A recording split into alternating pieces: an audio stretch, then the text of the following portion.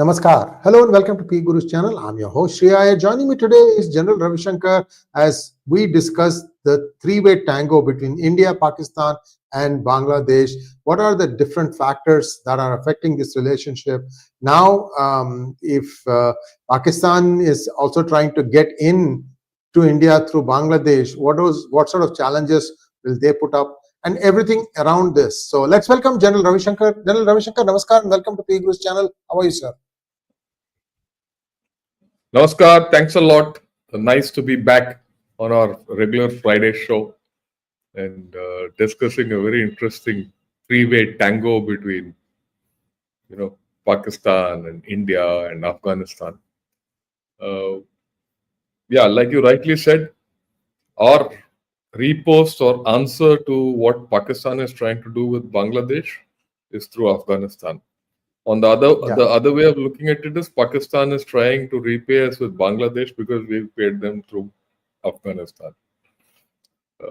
The thing is, which is the stronger state? It doesn't need any great guesses, but I think there's more to stake than just the Bangladesh kind of a story, and we need to focus on it in a much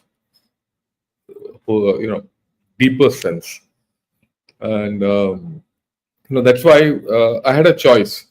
I had a choice that I could discuss with you without anything or put together a formal presentation, because I've been discussing Afghanistan and impact and everything in Gunner shot also. But I thought, let me put across a formal thing because things have come to a head. You won't mind if I go through the presentation, then we can discuss. No problem at all, sir. Please go ahead. Please go ahead. Because that will put everything in picture. Look, like as seen here, India 𝗏𝗡𝗏, it takes three to tango and put Pakistan in a squeeze, right? That's the first thing. Second, the 𝗏𝗡𝗏 relationship, Pakistan has sought strategic depth in Afghanistan, but what it has got is strategic anguish. Why do I say strategic anguish?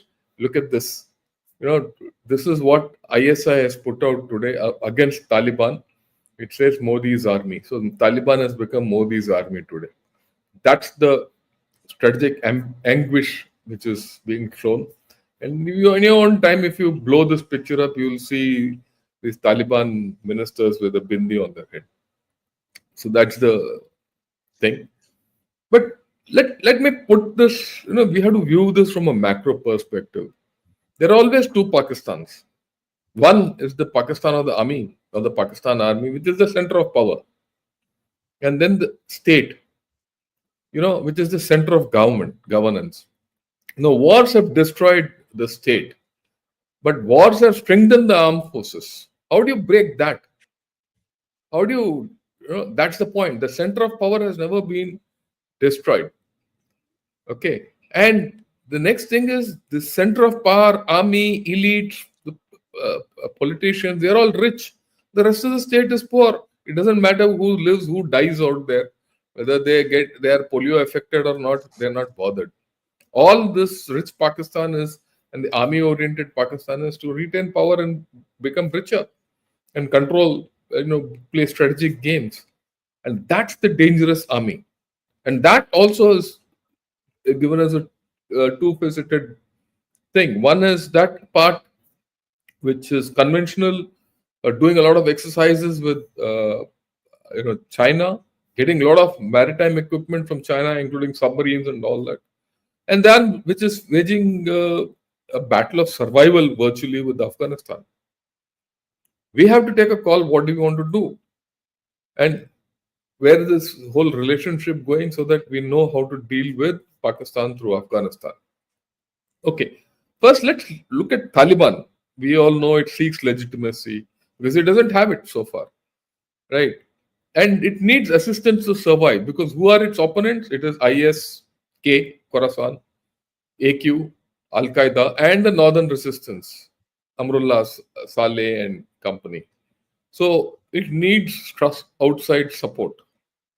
But it does not want to be a Pakistan's puppet. That's very clear now after 3.5 years.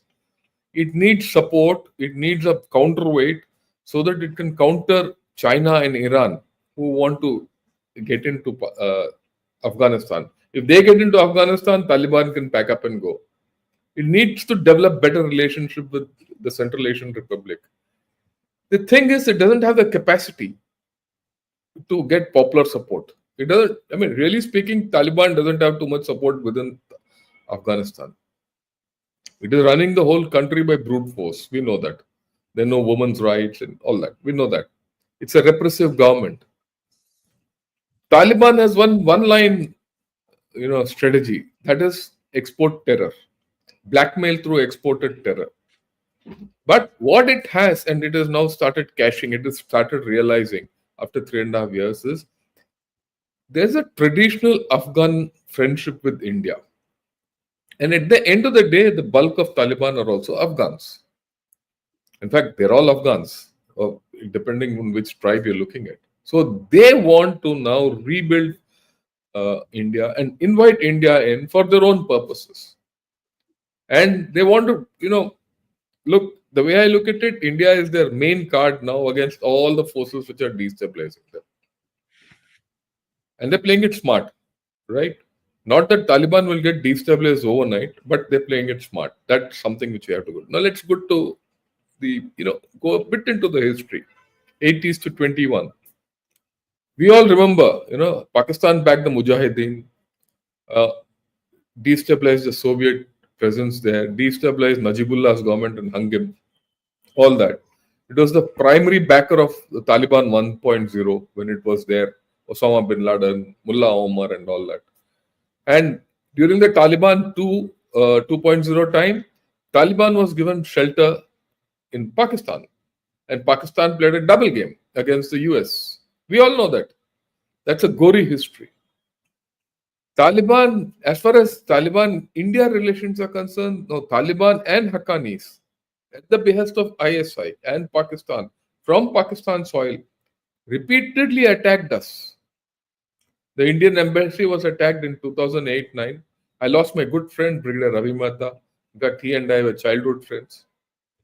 He was lost in a bomb attack just outside the consulate. I'm in touch with his wife and children still. It was pretty traumatic for me. But then they have attacked our consulates in Jalalabad, Herat, and Mazar-e-Sharif. But these equations today are gone. They don't stand anymore. What's the current set of equations? We'll come to that. What does Dawn say? Dawn came out with this. It says 2024 was the deadliest year for Pakistani security forces. From where? From Taliban. Let's see what it was all about. Right? They exchanged strikes on each other's territories. Pak security forces have been hit badly by TTP. Very badly. Right? I'll come to the numbers. And Pakistan in retaliation says it's targeted Afghan bases of TTP, and the TTP is being harbored by Afghan Taliban. Hence and they carried out 2 air attacks into Afghan territory. So all this is a to and fro, but Pakistan has suffered more. Look at the rise of fatalities in Pakistan. In Khyber Pakhtunkhwa, the districts which have been maximum affected are Kurram, North Waziristan and Khyber.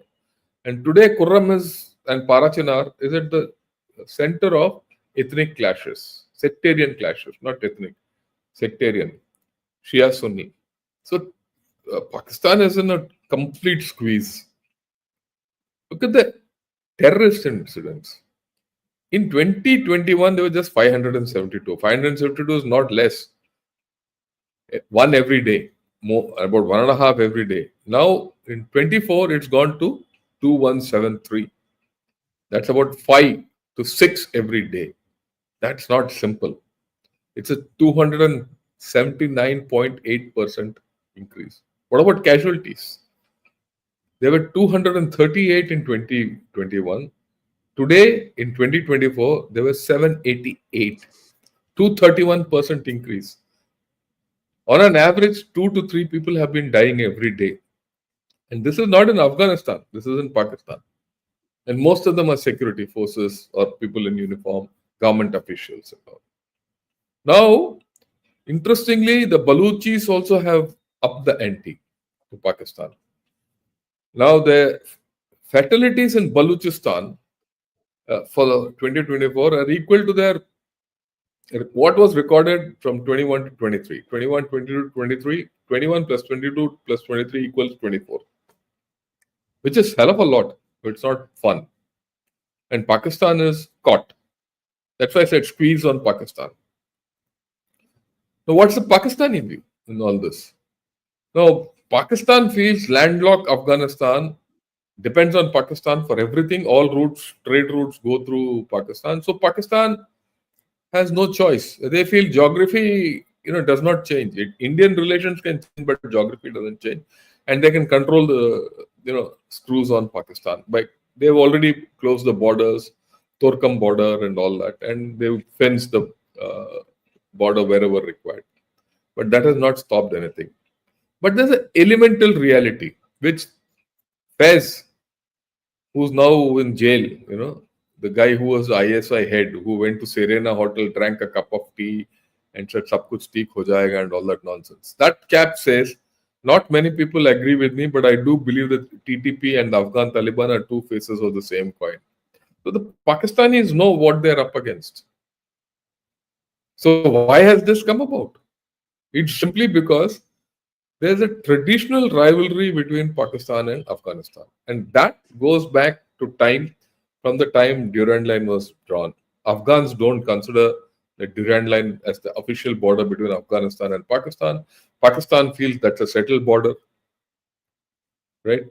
And a lot of people astride the border don't consider it as a border. It's unenforced. Plus the fact that Pakistan has neglected this area. And Pakistan has done all the wrong It's not fenced, right? It's not fenced, right? On the Durand Line? No. It is not there fenced. Are some places it's fenced. Crossings and all, it has been fenced. Some places Pakistan has fenced them. Known crossings they have fenced, right? But then Afghans being Afghans, they'll come through other routes. And especially the TTP people, they'll cross it wherever they have to. It's not a absolute, impenetrable fence. So they're playing to form Afghan Taliban and TTP. Like 𝗍𝗲𝗍 says, they're two sides of the same coin. There's not much difference. Okay, now what's happening after all this? After the Pak Army chief went to Khyber Pakhtunkhwa, and he says, as per him, they are in a situation. He says the TTP and the cross-border attacks are the only 2 points of problems with Afghanistan. Nothing else. We are okay. We are okay with Afghan Taliban, but TTP is the problem. But by their own admission, TTP and Afghan Taliban are inseparable. How does Pakistan resolve all this? They can't. Okay, recently these chaps, that's in the center in that photograph, you see Asim Munir. He's flanked by the CM of Khyber Pakhtunkhwa, Amin Gandapur. Now, Gandapur is playing both sides. In fact, he's playing every side except the Pakistani side. Ali Amin Gandapur is of PTI. Sometimes he appears in Pakistan, sometimes there. He sings a different tune there, he sings a different tune there. But his allegiance to the Pakistan state and the army is doubtful. But Asim Munir can do very little with that fellow because that fellow he's elected chief minister. He can't be put behind bars. Once in a while, for all those Pakistan, PTI, not riots, those marches to Islamabad, he's made funny appearances. He's been he's been under detention and all that. But when he goes to Khyber Pakhtunkhwa, he has to deal with the chief minister. Right. What does he say there? After saying all that nonsense, we have no problem. Asim Munir says the Afghan Taliban is out of control, and so is TTP. There's no control. But at the same time, he also says the enemy may try to sow discord and fear, but we will not relent. Who's the enemy here? India. We have to understand. He's gone there and said enemy is India. Hostile elements will be dealt with an iron hand. So let us see what iron hand this fellow uses against India. Because if he uses an iron hand, he'll get an iron bamboo. And you know where that bamboo goes? I'll leave it to your imagination. They will continue to suffer heavy losses and their capacity to inflict harm will be decimated. So he's made all these big noises, right? He can do very little. That's the fact is they can do very little. They're caught. Now we'll see why. There are internal factors in Pakistan which we have to consider. Everyone says, okay, there should be a military operations in Khyber Pakhtunkhwa and they should be cleared and all that. But the Pakistanis lack public and political support in that area. If we think we lack public and political support in Kashmir, this is even worse. Right? There's no appetite for another round of displacement. What is this displacement? You see, unlike what we do, when Pakistan carries out operations in Khyber Pakhtunkhwa, they do it with a heavy hand. They displace all the civilians from that area. They tell all the civilians, get out of this area. So there's a lot of internal displacement in the villages in that belt. And people are put to hardship. The Pakistan army doesn't care a damn about it. We don't do that. They do it. It's mass displacement. When mass displacement happens, all these people are taken to security camps or refugee camps and displacement camps, and they have to be fed and all that. Now, for that means you're losing the hearts and minds of people. And they have to be fed. Pakistan can't feed itself. How will they feed these displaced people? So there are issues. So they can't do that. If they can't do that, Pakistan army can't carry out operations. So Pakistan has imposed trade restrictions on Afghanistan. Now Afghanistan is seeking a way out. We'll talk of that. Worst, what has happened is Pakistan last year expelled 5 lakh undocumented Afghans who were staying in Pakistan, in Karachi and all that. And some of those chaps have never seen Afghanistan. They're born and brought up in Pakistan. They were all thrown out. And more, they're being thrown out. And their visa policies and all. So there's a general hatred towards Pakistan which has developed in Afghanistan. And that is something which is important. See, when you disturb people like this, both sides of the border, you will not get goodwill. So you'll get only ill will. That is what Pakistan is reaping. Now, in any insurgency, there are 3 phases. There's a latent and incipient phase, where, all these people build support, recruit members, establish networks and all that. Then there's a guerrilla warfare phase, where it is a small scale hit and run attacks, weaken government forces and all that. And then the third phase is it turns into a conventional military action to confront the government. Now, any insurgency has political goals and public sentiment. And terrorism and insurgency have an overlap. As per Pakistanis, the Baluch Liberation Army is in the second phase. They are in the guerrilla warfare phase. They feel that the TTP is in the first phase, but it is more of a terrorist organization than an insurgent organization with large political goals. But that's their perception, and they're dealing with it accordingly. Why this is important is, how is Pakistan dealing with these problems? Let's see that. Let's look at the Baluch insurgent groups. The Baluch insurgent groups now have an operational strategy which has evolved. It's no more, crude kind of an attack. They, from low intensity, small attacks, they have now got into sophisticated, high-profile operations, coordinated operations, hitting in depth, using technology, and are well equipped. Okay. Now you look at the TTP.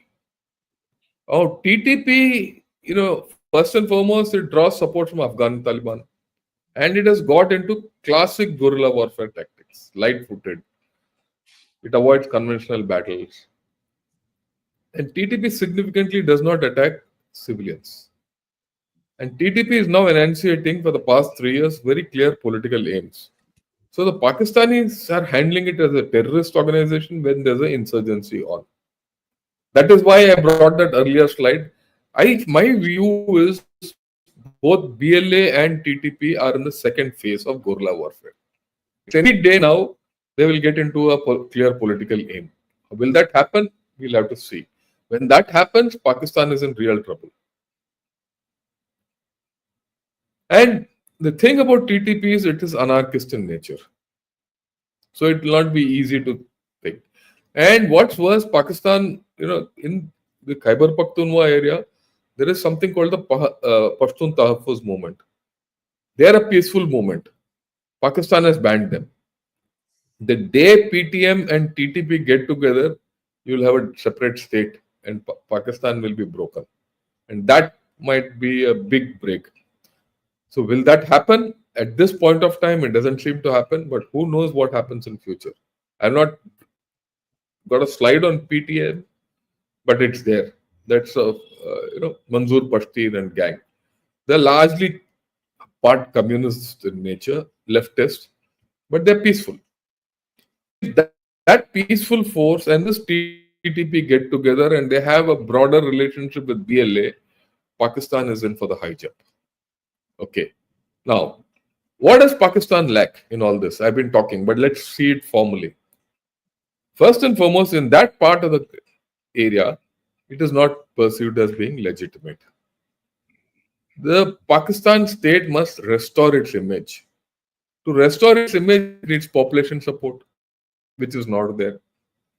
It doesn't need it has to have a very clear idea as to how it should carry out a counterinsurgency operation and strategy, which it doesn't have. It needs accurate and timely intelligence. Obviously, it doesn't have. For all what we talk of ISI and AQ, EAO, all that, it doesn't have intelligence. Otherwise, they won't be on the back foot. Right? And securing this population from the insurgents or the terrorists is vital, which they are not able to do. Now, why are they not able to do? Because Pakistan has discriminated the Pashtuns and the Baluchis historically. There are a whole lot of missing persons. That missing persons have never surfaced. And this is not a new problem. This is the problem for 75 years. That has only increased.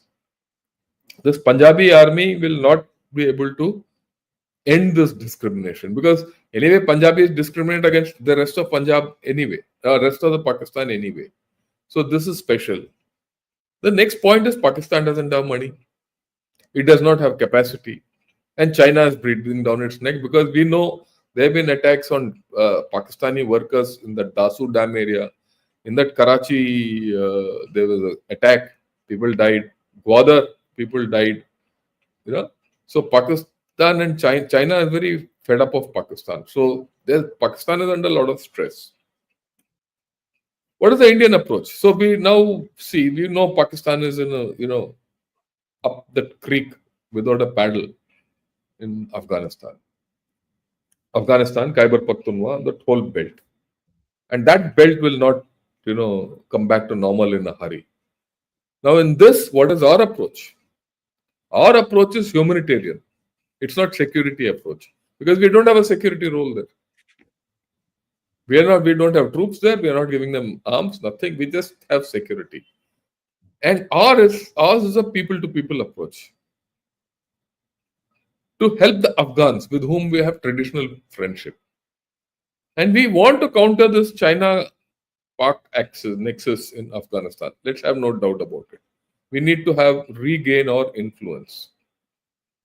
We need to provide Taliban with alternate options. We need access to Central Asia. These are our requirements. This is our tango which we have to play. When you say 3 to tango, this is my tango. We need to improve relations with Iran. We have regional aspirations, notwithstanding what USA talks of Iran. USA and Iran can be 𝗥𝗘𝗙𝗏, but we are not 𝗥𝗘𝗏 with Iran. But we also have to realize that Taliban is the best. It's the best of the bad options, or it's the chosen bad option amongst the worst options available at this point of time. So we don't have a choice but to deal with Taliban, and we are dealing with them.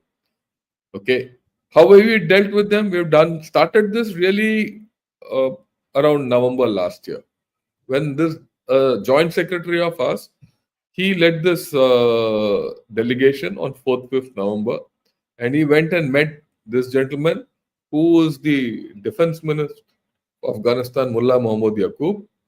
He also met President Hamid Karzai. He also met their foreign minister, Amir Khan Muttaqi. And he met all heads of UN agencies in Kabul which are operating. So we made a base there. That's the first stage. We have not yet thought of opening the embassy there. Let me make it very clear. But we made a base. Then what else happened? He discussed the use of Chabahar port in Iran for trade and humanitarian assistance. So earlier I said Pakistan wants to close the border between Afghanistan and Pakistan so that all trade routes are blocked. We've given them an out from the other side. I'll come to the maps also a little later. Then last week, about 10 days back, our Foreign Secretary, Mr. Vikram Misri, he went and met Muttaqi in Dubai. Okay, so that is why that picture which came up, in the beginning. So let's put what all we have done in the past 4-5 years in perspective.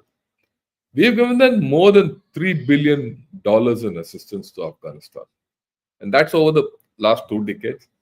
Now Taliban has come to realize that value of that. That is why they are coming. What all did we give them? We gave them Salal Dam. That Salal Dam is very important for them because it helped them out in their worst times for water. Then the parliament. No, the parliament in any country is the symbol of government. The Taliban are using this parliament more. Everyone thought, initially the Pakistanis thought the Taliban will break this parliament and all that. No.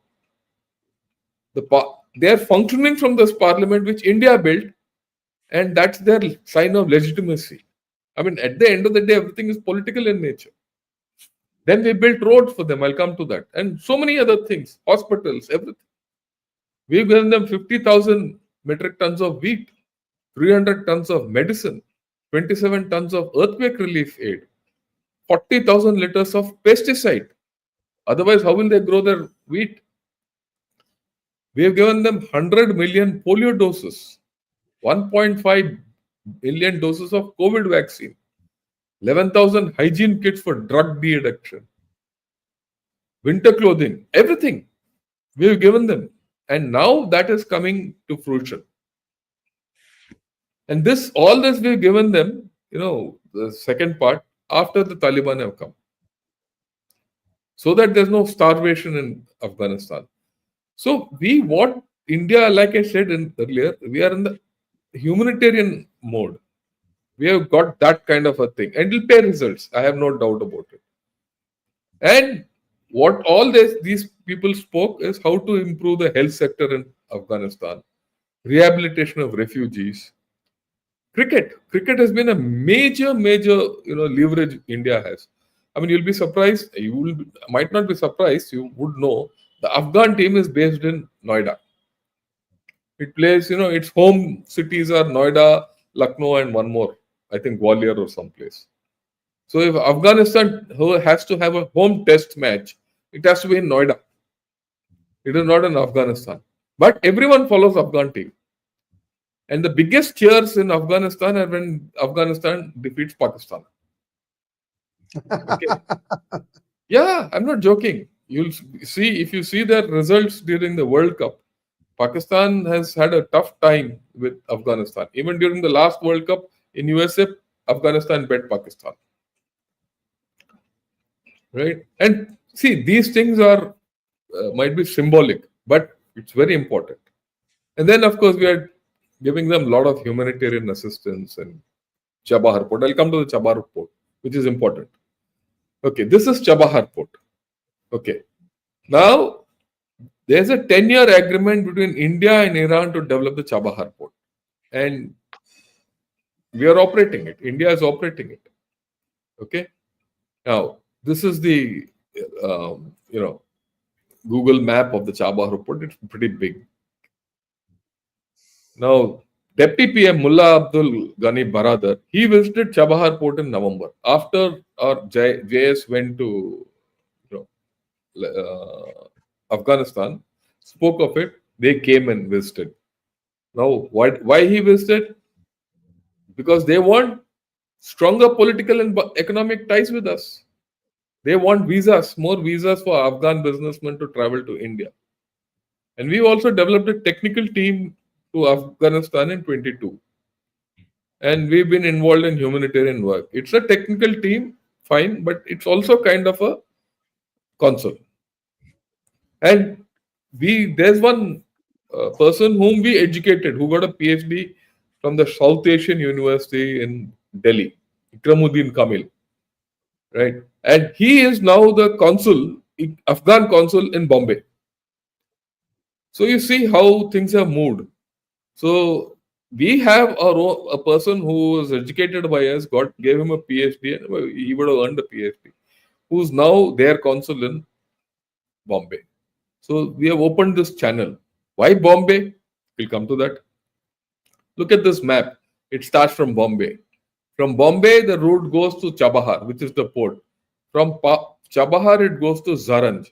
𝗪𝗛, there's a railway line being developed. Most of it is complete, but there is movement by road also. Very soon, so transshipment will be from ship to train, which means volumes will increase. Not ship to road, the volumes won't be high. Till 𝗪𝗛, there'll be a railway line which will go. From 𝗪𝗛 to Dilaram, there's a place called Dilaram. It's about 200 odd kilometers. We've already built the road. When was this road built? This road was built before 21. The border roads built this. In fact, a good friend of mine went and built it. His name is Major General 𝗟𝗡𝗙𝗏𝗏. He went and built it. And he had a deal with the Taliban. And Taliban ensured that this road got built. So Taliban knows which side of their bread is buttered very clearly. Why is this road important? From Dilaram to Kabul, there's an existing route. So virtually, once this thing comes, this route will come up. Yeah, it's already there. It has to be exploited more. So the moment that starts happening, they will start neglecting Pakistan even more. And this is beyond the reach of Pakistan. So that is why good relations with Iran are important. And we have to impress it upon the Americans also. Look, as far as this is concerned, don't interfere, because this serves your purpose also. If Indian presence is there more in Kabul, right, it counters Chinese presence, it counters all other presence. And then from Dilaram through Herat, you can go to the Central Asian republics. There's an existing road, you improve it as with time. So the opportunities for India are huge in this. I mean, we can keep talking of everything else. Okay, what China is doing to Pakistan, USA and all that nonsense, and we can keep fighting. But we should carve out our own region of influence. And this way we sandwich Pakistan. Right? There's another angle. Chabahar is in Iran, Sistan, Baluchistan. It is next to Pakistan's Baluchistan. You see, Pakistan and Iran have a common border. It's this behind this map. Look at it. If you look at it, this place, this is called Sistan, Baluchistan. This is Baluchistan. People, both sides are Baluchis. The Baluch Liberation Army and extremists go and hide here. Their people come here. If you remember, some time back, there was an exchange of fire between Iran and Pakistan also. So there's bad blood there also. So if your road comes here and starts functioning, your goods starts going here, Pakistan gets threatened in Baluchistan also. So you start influencing things. So you outflanked Pakistan. And that is why that, right? So here comes my last slide, and then we'll discuss. See, like I said, how do you, if you want to sort out this rich army, which has been strengthening, you can't defeat this army conventionally, because if you defeat Pakistan, the army comes back stronger. It's like a Frankenstein. They say no, one drop of blood and more augurs come out. That's something what Pakistan is. The only way to defeat this Pakistan army is through the Taliban. Will the Taliban completely defeat them? No, they might not. Will they keep them completely tied up? Yes, they will. And that is the thing which we have seen for the past 3 years. Will it continue further? It will continue further. Should we do anything about it? We should do a lot about it. We should just help the Taliban. Just help the Taliban survive, or whoever comes in power to survive. They will sort out Pakistan automatically. We don't have to do much. All you have to do is feed it. You don't have to put in troops. You don't have to put anything. You'll get intelligence. Also, when you support this Taliban, you ensure that they don't send their fighters, and they keep check on TTP to send terrorists into J&K. If you've seen, that has stopped completely. And Taliban and TTP both have now said, we are not interested in sending anyone to Kashmir. So, many things you don't have to do directly. You don't have to go and fight with Pakistan like a fool directly. We can take this off. We can take the slide off. Yeah. So, many times you don't have to do things directly. It was Sir Liddell who had then said the strategy of indirect approach. Why go directly and head on, bash your head against the wall when you can do things from the side and do it with a lancet? Why do you want to wield an axe when you can do a lancet? And what does it cost? Wheat. That wheat is anyway rotting in FCI godowns. It's good someone needs it, not rats. We can give them health. We can give them COVID vaccines or any vaccines. It's completely up to us. And the thing about Afghanistan is, barring that period, the Afghans have been generally faithful to us. I have a lot of friends in the erstwhile Afghan army who are all now, many of them are in Delhi.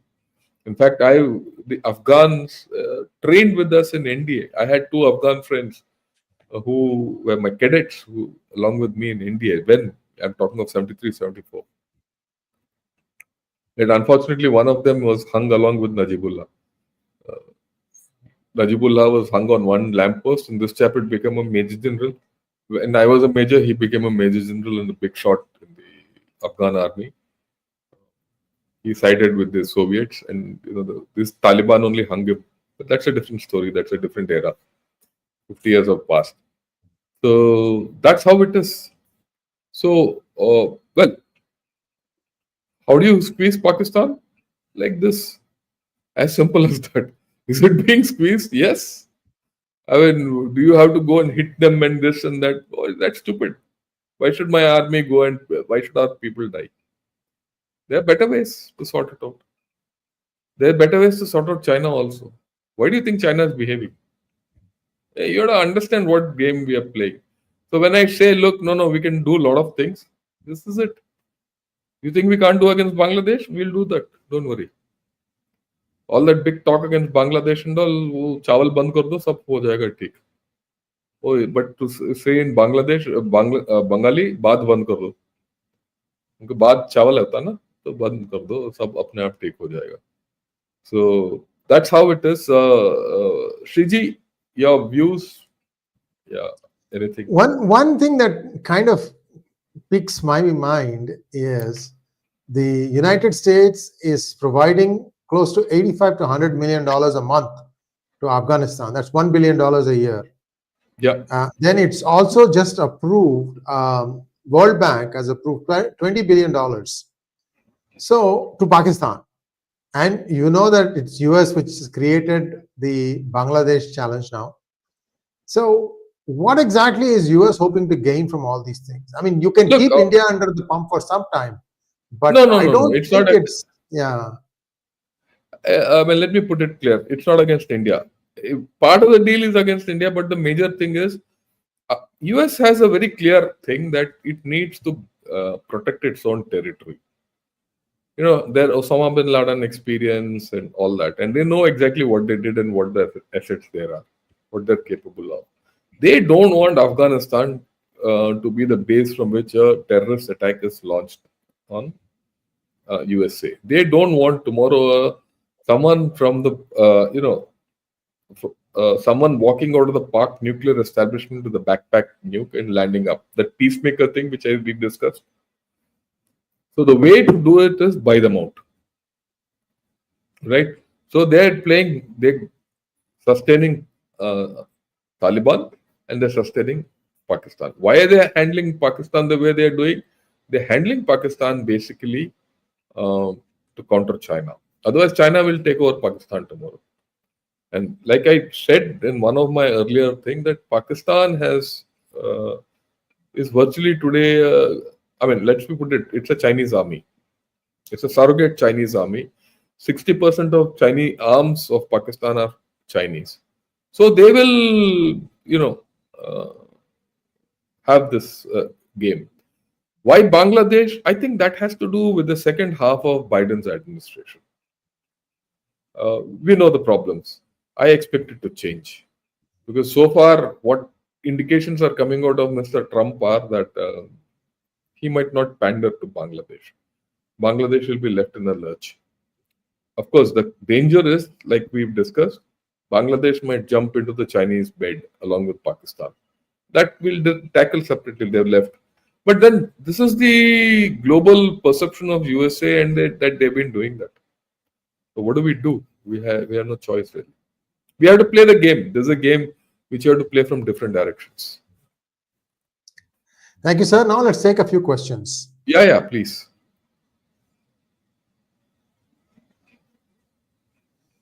First question is from Magnet Ranga. International relations are so dynamic. Friends soon turn foes like Pakistan, Afghanistan. Neighbors forget past help, namely Bangladesh, Maldives, etc. Should long-term policies be forgotten? What should nations do? Nations should look at their interest. They say there are no permanent friends, only permanent interests. So India earlier had this fuzzy notion of going friendship and this and that. I think in the past 20-25 years, we are very clear that we should work to our interests. And we are doing it. So we should look at our interests. These things will change. Leaders change, people change, fortunes change. But we should look at our interests and do what we have to do. As simple as that. Yeah, next question. You are skeptical when someone asks you about Pak army apparently having occupied Wakhan corridor. Assuming this has happened, how can we expect Taliban to react? Did China order this? I don't think Pakistan has gone and ordered occupied Wakhan corridor, because a lot of people have done a satellite scan of that area and they've found it not correct. It was just a rumor. So Shritik, just rest easy on that one. Number two, Pakistan army doesn't have the capability to do that, because the moment you go and occupy Wakhan corridor, it's a difficult area. And you go and occupy Wakhan corridor, sustenance is a problem. You need a big logistics scale to keep people there. I don't think Pakistan has the capability to go and sustain itself there. And who tells you this? That see, within Pakistan establishment also, that dissonant voices. There are a set of ambassadors. There's something called the Ambassadors Club, which keep discussing a lot of things. So in one of their discussions, I understood that those chaps, the foreign office is completely against this business of going into Wakhan corridor. And one thing you must understand, that Pakistan, whatever you say, the Pakistan army is not a foolish army. To get stuck out there is asking for big trouble. I mean, you have to understand when you go to those places. Why do you think China has not gone there? I mean, if it was so easy, China's army should have taken over the Wakhan corridor and be sitting in Kabul. Come to the Salang tunnel and be happy. Because if you get caught there, there's nothing which will stop you from getting sniped every second day and getting killed. It's difficult, out of question. Yeah. Next one, please. Raja Raman wants to know, does Bharat involve in any of these TTP or BLA struggles? No, no, I don't think so. We are helping them with, moral help. We stand by them. When when the Pakistanis bombed the Afghanistan territory, our foreign ministry gave out a statement to say that is not the right thing to do, not the right morals to do. So we'll give them moral help, and we'll help the Afghans to survive.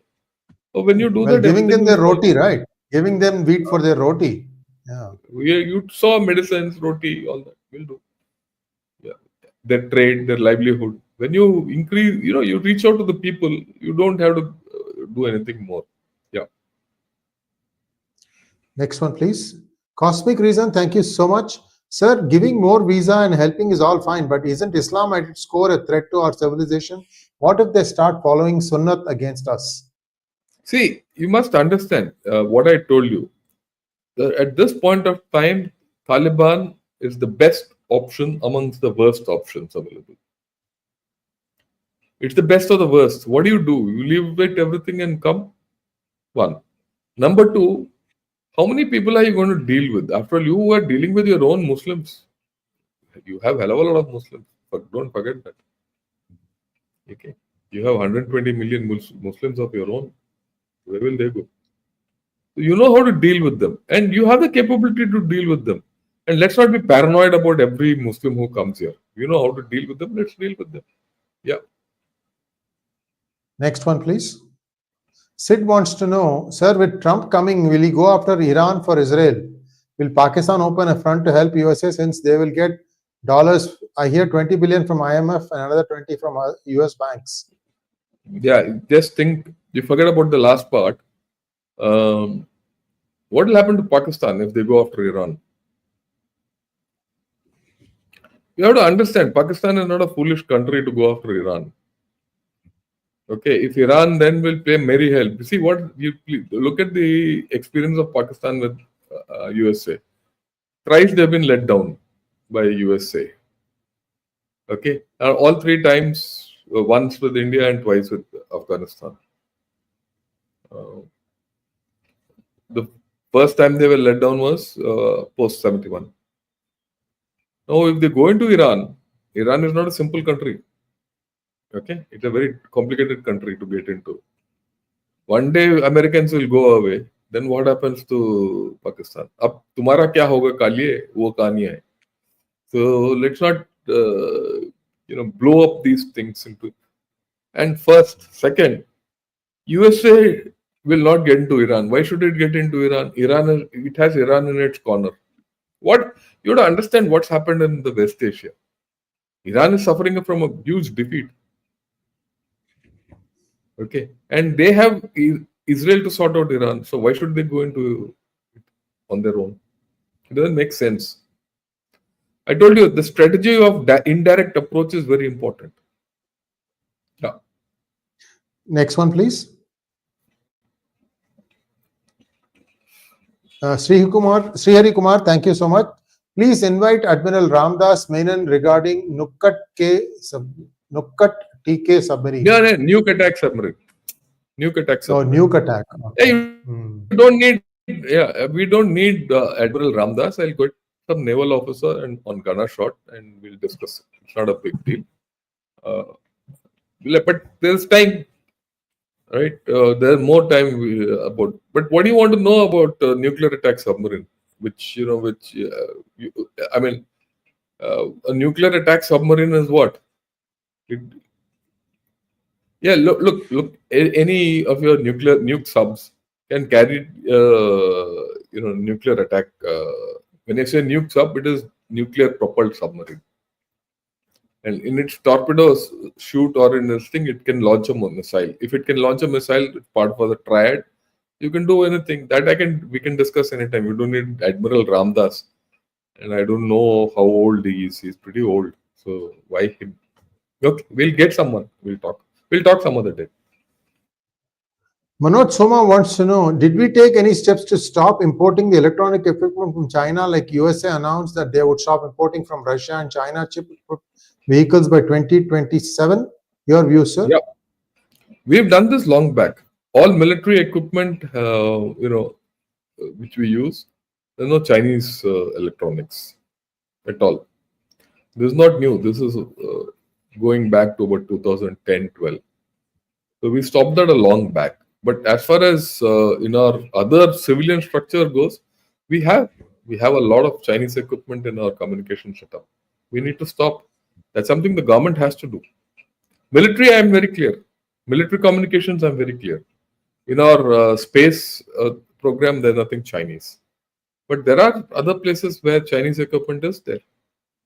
We have to eradicate it. The issue is of a political will to do that. Now you need to find alternatives for that.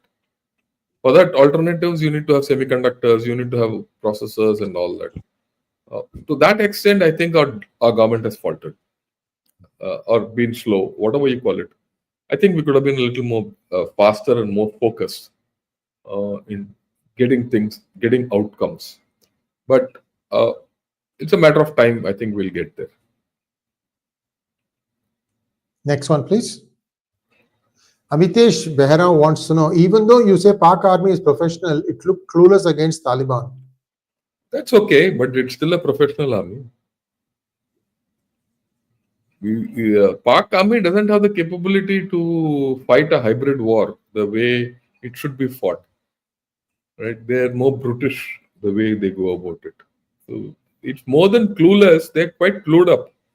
They don't have capacities. They don't have money. To sustain a counterinsurgency campaign, you need deep pockets. India had that. If people forget, India had the capability and the pockets to sustain it. Because a major part of the hybrid campaign is not military, it is political. And that is something which they don't have. Pakistani army suffers from that. Yeah. Next. Next one, please. Anirban Kanungoa wants to know, sir, do you think robot dogs which are being developed to be armed with rifles and bombs, can they pose a challenge to the army in Indo-China border? Or are DRDO and IITs coming with any counter? Yeah, these are all fancy things. They're all nice photo ops. End of story. Our chaps also during army parade showed some of these dogs loafing around. Yeah, dogs are dogs. They'll only be in one corner at the end of the day. Did you know that story about Russia trying to train their dogs to go and place bombs underneath German tanks? That is long back. Yeah. Second World War.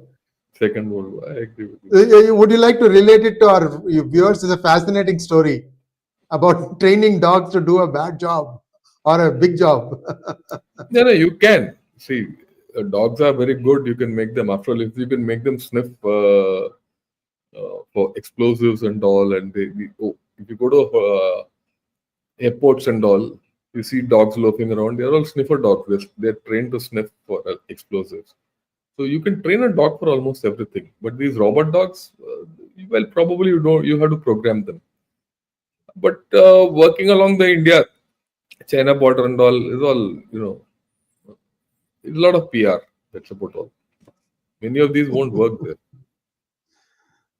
Yeah. Next one, please. Akash Krishan Tadani wants to know, from a historical perspective, originally Afghanistan was Buddhism in their demeanor. The problem started with the battles between the Mongols and Turks. First, the Mongols were converted to Islam, followed by the resides of this territory. Herein, new converts lie their desire to prove themselves more Islamic than the Arabs, Turks. Your views? Oh, well, I don't think they were completely Buddhist in nature, because if you see, Afghanistan had the influence of Islam. Even before that, you go back to the days of Alexander and his conquest. The Greeks came. It's a potpourri of cultures. Turks came through this place. People came from the Central Asian republics also. And so, you see, in some kind of a way, Afghanistan is the heartland of this area. You find a lot of cultures. So I don't know whether Buddhism entered first or Islam entered first. It's something for an anthropologist to say. But yes, Buddhism had its impact. And after all those Bamiyan Buddha statues with Taliban in 1.0 they broke, is testimony to the fact that Buddhism extended till there. And of course, there is mention of this area, Gandhari, in Mahabharata also. Gandhar region is that Afghanistan only. So even Hinduism probably existed there. So it's a potpourri of religions. Yeah. Maithili wants to know, General Shankarji, Namaskaram, has India helped Afghanistan to grow wheat and get out of poppy? No, it's not India. It is their own. We have not done anything. It's their own because they couldn't handle the drug addiction. They couldn't handle the poverty, so they did it on their own. They have a major problem because they eradicated poppy because people have gone poor and people have gone hungry, and that we've helped them with wheat, not to grow wheat, but we have actually given them wheat. Yeah. Next one, please. Bhaskar Verma wants to know, Jai Hind, will Taliban with guerrilla tactics be able to remove parts of lumber one army, or it needs to become a conventional army and air force? Taliban will never be a conventional army. They've never been. After all, that's the evidence of the past 25 years. They'll always be a guerrilla army. They'll always be a hybrid army, unconventional. Right? So they will fight that way. And after all, with that kind of a thing, they're now ruling a country. Why should they become conventional? Next one, please. Why do we not, Amitesh Behera wants to know, why do we not open government in exile of Balochistan? You must ask this question to Prime Minister Modi, because I am not qualified to answer it. It is beyond my pay grade. Next one, please. Dheeraj Sudan wants to know, what is the status of Project Vishnu hypersonic cruise missile? I've given the full details of this in my podcast on hypersonic shock to China. Have a look at it. It's a 1-hour podcast on what all is happening. Have a look at that. Yeah. Thank you so much, General Ravi Shankar. That brings us to a close today's program. And please, viewers, like, share, and subscribe to our channel wherever you are watching it, be it Ganashot or P Gurus. Please do subscribe to our channel and don't forget to click on the bell button for notifications. Namaskar, sir. Thank you. Thanks a lot, sir.